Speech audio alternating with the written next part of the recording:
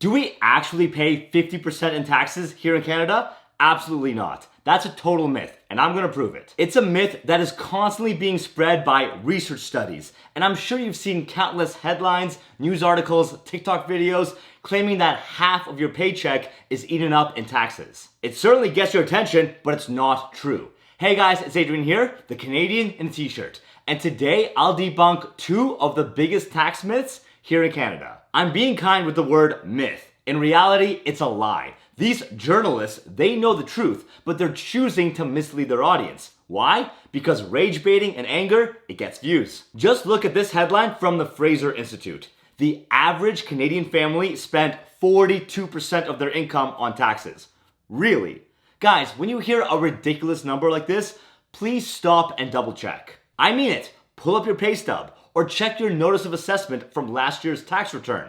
Divide your total tax by your income. I guarantee you're not paying 42% in taxes. More likely, you're paying around 20% in taxes, and that's as a single person. As a family with two adults, your combined tax rate could be even lower. But 42%? Do you have any idea how much income you would need to reach a 42% tax rate? I do. You would need a salary of $400,000 a year. Now, does that sound like an average family to you? Don't just take my word for it. Pull up any tax calculator and see the numbers for yourself. I could make a whole video debunking this article alone, but I brought it up because it contains the two biggest tax myths that I do want to talk about today. One, the difference between your marginal tax rate and your effective tax rate. It's a very important difference that the article conveniently leaves out. Sure, if you have a high salary, you could have a marginal tax rate of 43%, totally possible, but you're not actually paying 43% in taxes. That leads us to myth number two. It's not just income tax.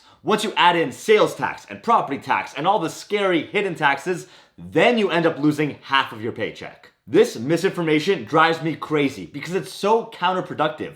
I've literally made a career teaching Canadians how to reduce their taxes, but numbers are numbers. We have to stick to reality. Riling people up doesn't fix anything. Whether you're right wing or left wing, we all want more accountability from our government and less wasteful spending. These are real problems that we need to fix, but instead, we're wasting time getting angry at imaginary headlines. Okay, that's the end of my rant. Let's get to myth number one. We are not taxed 50% of our income, even if we're in a high tax bracket. In Canada, we use tax brackets so that lower income Canadians pay less in taxes. As your income grows, you will pay a higher tax rate, but only within that bracket, not your entire income. That's called your marginal tax rate.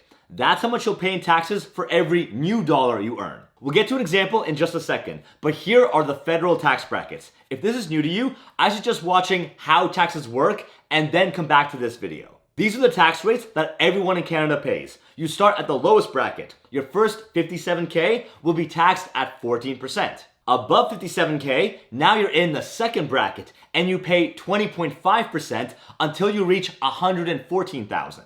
Keep going until you reach the highest tax bracket for incomes above 253,000. Any income above will be taxed 33%. These numbers may seem small, but remember, this is just federal taxes. We also have to pay provincial taxes. Now, each province will have different brackets and tax rates. Let's look at Ontario, which is on the higher end when it comes to tax rates. On the left in green, we have the federal tax brackets we already covered. On the right in blue, we have the provincial ones. We have to combine both the federal and provincial tax brackets, but it's not so simple. Especially in Ontario, it gets a little weird. First problem, the federal and provincial brackets don't line up. Federal bracket at 57K, the Ontario one is at 52K. So when you combine them, you get these annoying staggered rows. Some brackets will have 50K in them, some will be tiny with only 4 or 5,000. It's a mess. Second issue, in Ontario, you can't just add the tax rates together. You also need to add the Ontario Surtax, which kicks in for higher incomes. I won't get into the details, but this surtax only affects the provincial taxes, not the federal ones. And it kicks in twice, once at 93K and again at 109K. This is the reason why the highest tax rate in Ontario is 53.53%.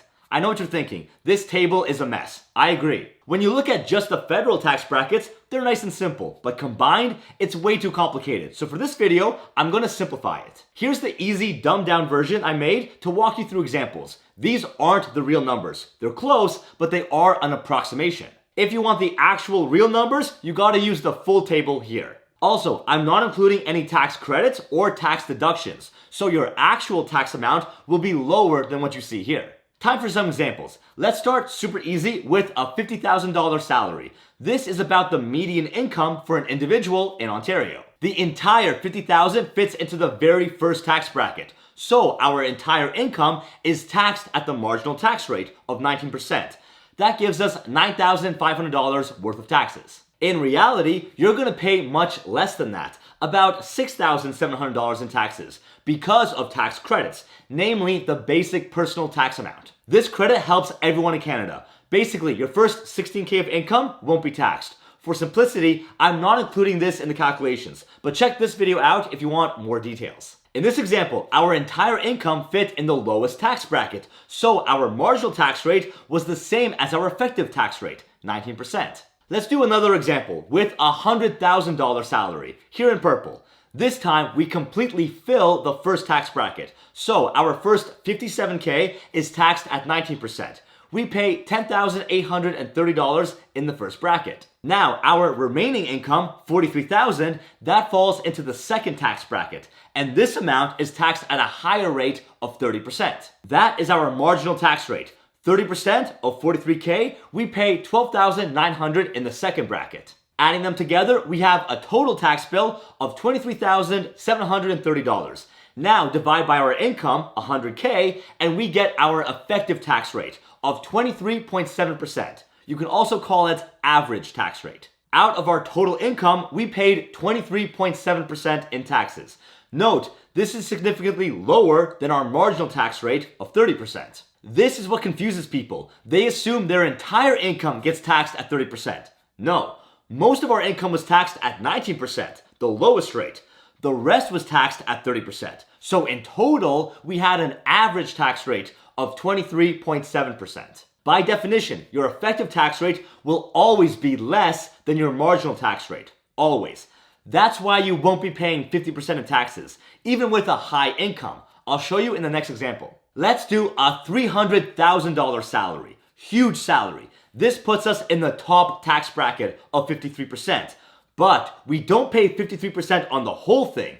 No, only on the last 50K in that bracket. The rest of the 250K, that's taxed in the lower brackets. Let's walk through it. We completely fill the first bracket, 57K at 19% tax. Then we fill the second bracket, 48K at 30% tax. Third bracket, 70K taxed at 43%. Fourth bracket, 75K taxed at 49%. Finally, at the top bracket, all of our income above 250K, that's $50,000, taxed at 53%, our marginal tax rate. Adding this all together, we have a total tax bill of $118,580. Out of a $300,000 income, that's an average tax rate of 39.5%. Again, once you factor in tax credits and deductions, your true tax rate will be lower, around 38.6%. Now, you can make the claim that even 30% is too high. Sure, that's fair, but you can't make the claim that you're losing half of your income. That's just false, even on a massive salary of $300,000 a year. Remember the key point, your actual tax rate will always be lower than the marginal tax rate. And the higher your income, the more money you'll have in this top tax bracket. So eventually, yes, it is possible to reach a 50% tax rate. But do you know how much it takes to get there? You need a salary of $1.3 million a year. At that point, yes, your average tax rate passes 50%. And in this extreme case, yes, you are losing half your paycheck in taxes. But if you're making $1.3 million a year, you're probably incorporated, or at least you have a whole host of tax strategies to bring this number down. So don't cry about it, you'll be all right. So that's myth number one. You're not being taxed at 50%. When you catch them in that lie, they always hit back with myth number two. Well, it's not just income tax. Once you add in all the other hidden taxes, that's how they steal half your paycheck. Okay, let's talk about the other taxes. It's funny, they always list them out in agonizing detail in order to sound super scary. So let's play along. It goes like this: federal income tax, provincial income tax, municipal tax, property tax. Side note, property tax and municipal tax are the same thing. They just repeat it to sound extra scary. Payroll tax. Again, it's just another word for income tax. Same thing, just repeated. Corporate tax. Nope, unless you own a corporation, you don't pay corporate taxes. Capital gains tax. The vast majority of Canadians don't pay $1 in capital gains tax. If you sell your home, your primary residence is tax-free. And most Canadians invest inside their TFSA and RRSP. Those are tax sheltered, so no tax. And if you do have capital gains, good news, it's literally the least taxed form of income. I have a whole video on capital gains tax where I debunk more false claims. Check it out. Of course, the carbon tax. It's been gone for 6 months, but they're still crying about it. Mind you, they whine about the tax, but they never mention the rebates. Every year, I got more in rebates than I paid in taxes. Watch my carbon tax video if you want to see the real numbers. Luxury tax. Yeah, it doesn't affect the average Canadian, unless you're buying a yacht or a 6-figure luxury car. CPP and EI. That's the Canada Pension Plan and Employment Insurance. It sounds less scary when you say the full name.